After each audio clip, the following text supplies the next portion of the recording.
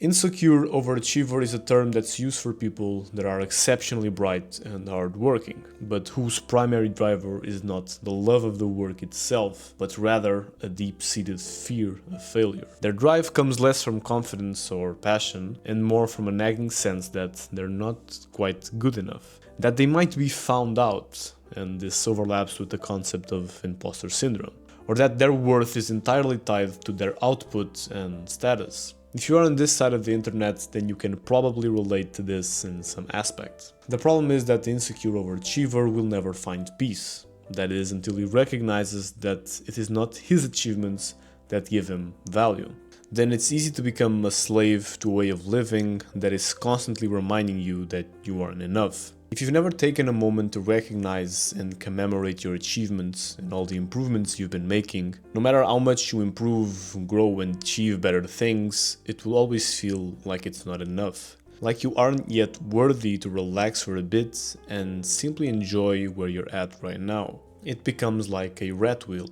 You see, agency is important, and recognizing that you are in control of how your life progresses is to a certain extent admirable and necessary for anyone that's humble enough to recognize that they aren't perfect and have flaws to work on.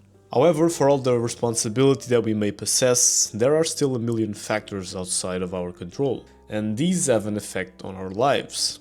They cannot be denied. Luck, or the lack of it, plays a role. Now, if you're in a self-development kick, like I was some years ago, this may simply look like I'm making excuses and trying to deflect responsibility. But to a certain extent, we must all recognize the role that circumstances have played in our lives. It may give you perspective and humble you to realize how many blessings you've experienced throughout the years. These blessings must certainly have played a role in defining who you are and the things you currently have. The opposite is also true. Some unfortunate things must have happened to you that did not happen to others. You might look at this and gain some empathy, and maybe even forgive yourself for some of the failings in your life. Personal responsibility is by itself an admirable trait, but it grows in its impressiveness when it's measured with a balanced view of how the world actually works. This stereotype of the insecure overachiever really struggles with finding a sense of inner peace. Because he values his achievements so highly, it's difficult for him to ever obtain the sense of self-worth that he craves. Because there is always another goal and another thing to be obtained. You can always get a better car or climb the company ladder a bit higher. He will never feel that anything is quite enough. And that is, in my opinion, because he focuses on the wrong things. And we all do this to a certain extent, because we are all insecure overachievers at a certain point in our lives. In our deathbeds, where everything important is made clear, no one mentions the sports car or how fast we climbed the company ladder. Probably people won't even mention your professional life. You will be remembered by the impact you had on other people's lives and how good you were. The specific occasions people will bring up will be the ones in where you helped someone, most likely. It's when you helped a friend get back on his feet when he lost everything. Or when you went the extra mile to help someone you didn't really know that well. In other words, the things we most often neglect to even make a priority. Focusing on other people and the good we can do for them. You see, self-help has made us so focused on improving ourselves, in getting a better body, improving our health, and getting a better job, earning more money. These aren't necessarily wrong.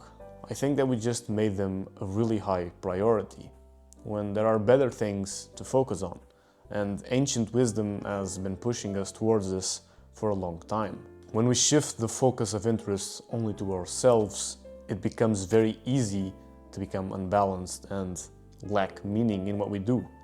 As humans, we are a social animal, and as social animals, we should first think about what we can do for others. There's a meaning crisis of sorts going on. We never have so much as we do currently, but people have never felt so overwhelmingly depressed, anxious, and suicide has never been so high and rampant. Now, obviously, this is a complex issue, and I can't claim to know the exact origin of this. But one thing I think no one can argue against is that a lack of meaning must certainly be a factor. And we have never felt such a lack of meaning as we do today. And I think the main reason for this is precisely this focus on self. Because think about in your own life when you did something good for others. Maybe you volunteered or went out of your way to help someone. Did you not feel happy after doing it? And did you not feel purpose while doing it? It's impossible to not feel a sense of purpose when doing something good for others. It is imbued in our DNA almost to want to do such things. The funny thing is that through this focus on others, we truly improve ourselves. When the focus lies outside of you is when you can become the best version of yourself.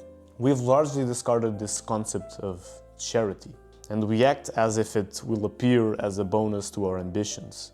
We pay little thought to it because it has been left in the back of our collective minds. All of our admiration goes to the people who have achieved the worldly pleasures of power, money, and status, while little thought is left for the personalities that drop these things aside in favor of camaraderie, charity, and ultimately a higher purpose.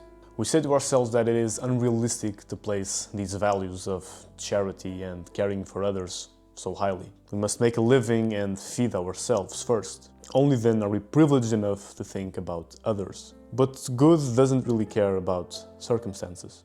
Empathy, charity, and purpose aren't just something you can leave to the back seat and hope that it will appear magically in your life. They should be the foundation of how we choose to live, and they should dictate our priorities and actions. All the things that we have been discussing, like ambition and money, status, and power, should be the bonus that comes along it. In a world that seems to ignore these values, it's easy to pay them little thought.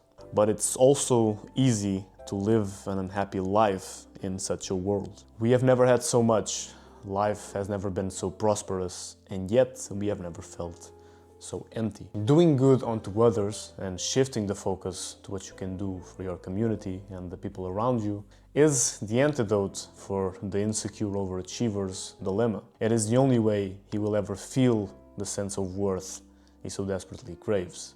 And this is a truth that has been found long before our time, and one that has endured to today because of its power in bringing purpose, happiness, and meaning.